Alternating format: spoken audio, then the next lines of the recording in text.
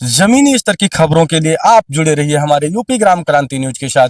मैं धर्मेंद्र पटेल कैमरामैन चमन मौर्य के साथ आज पहुंच चुका हूं मिर्जापुर क्षेत्र ईशानगर ब्लॉक के अंतर्गत लखीमपुर खीरी में। यहां पर एक समस्या बहुत बड़ी देखने को मिली है कि पिछले कई दिनों से, कई महीनों से एक रिपेयरिंग का कार्य चल रहा था। नदी में कटान को रोकने की वजह से रिपेयरिंग का काम था, क्योंकि इससे पहले भी तटबंध बनाया गया था, उसके बाद टूट फूट गया था बीच में, तो रिपेयरिंग का कार्य चालू किया गया।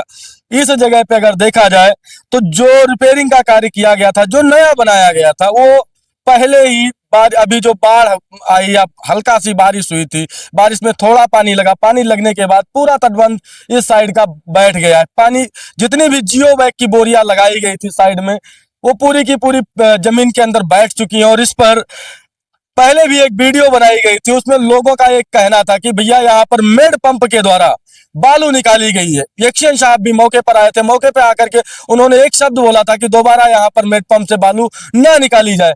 लेकिन उससे पहले जो कार्य हुआ था मेड पंप से बालू निकालने का, वो इसी जगह से किया गया और इस जगह पे वो गड्ढा बन गया था। उसके बाद सिल्टिंग कर दी गई, बालू उसके ऊपर डाल दी गई।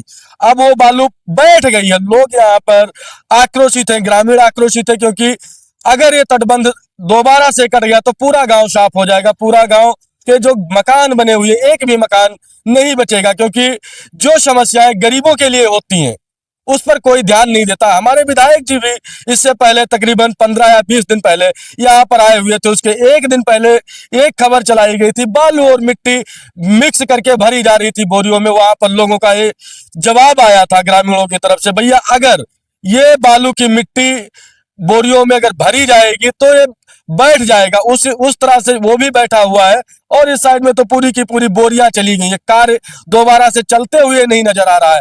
लोगों से हम बात करेंगे कि ऐसी समस्या जब उत्पन्न हुई तो इससे पहले आप लोगों ने जब सूचना दिया था अधिकारियों को सूचना दी गई, मीडिया रिपोर्टरों ने भी खबरें लगाई, एक से एक खबरें चलाई गई, उसके बावजूद भी अधिकारी कान में उंगली डाल करके क्यों बैठा हुआ है? नमस्कार भैया। नमस्कार भैया, ये जो समस्या आपने पहले भी हमें तटबंध के बारे में अवगत भी कराया था और आप शायद अधिकारियों से बातचीत भी हुई थी, और उसके बाद अगले ही दिन विधायक जी यहाँ पर आए हुए थे।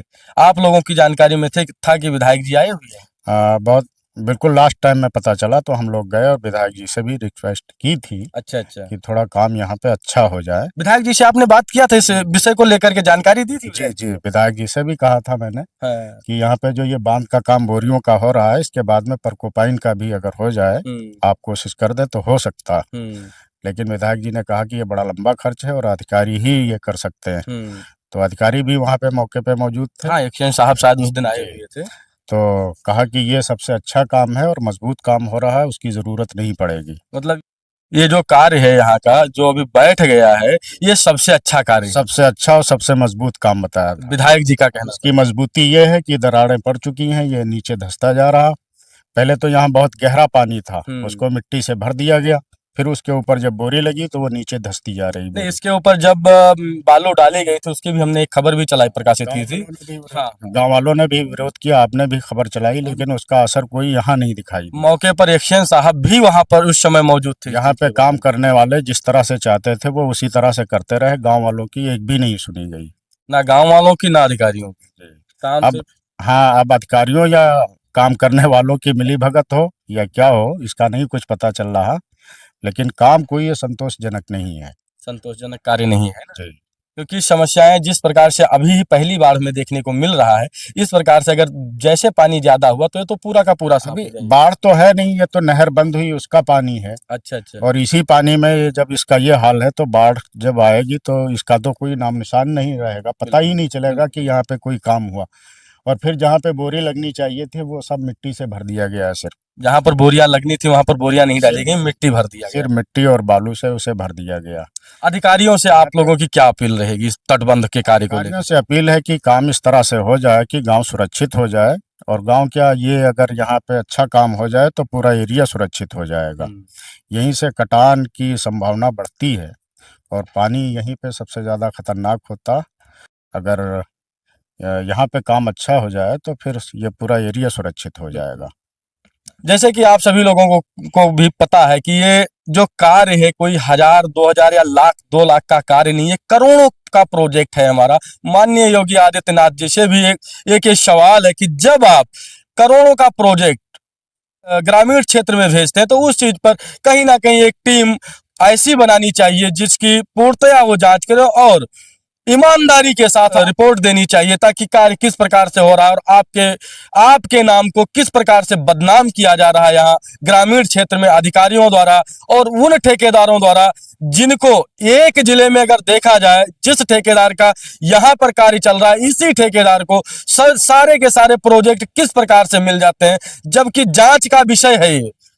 क्षेत्र में या जिले के अंतर्गत ऐसा नहीं कि एक ही ठेकेदार है, एक ठेकेदार भंवर सिंह जिसके 10 से 12 साइडें चल रही हैं, 10 से 12 साइडें, मतलब एक ही ठेकेदार के अंतर्गत अलग अलग प्रकार की कंपनियां अलग अलग प्रकार की बनाई जाती है ताकि अलग अलग प्रोजेक्ट डाला जा सके और सारे प्रोजेक्टों की मलाई निकाल कर खुद भंवर सिंह जी खा सकें।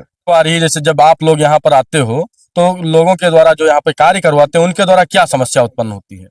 हमारे द्वारा माफी से काम नहीं हो रहा है। हम लोग जब बोलते हैं मिट्टी का काम इसमें ना कराओ और गांव हमारा सही सलामत रहे, जब बोलते हैं उनसे बालू इसमें डलवाओ तो बोलते हैं ये थोड़ा काम बचा है तो हम बालू कहाँ से लाएं, तो बोलते हैं हम बताते हैं अगर जब मड पंप तुम्हारा यहाँ पहले से था तो मड पंप आप क्यों यहाँ से भेज दे, जब काम फाइनल हो जाता तब भेजते।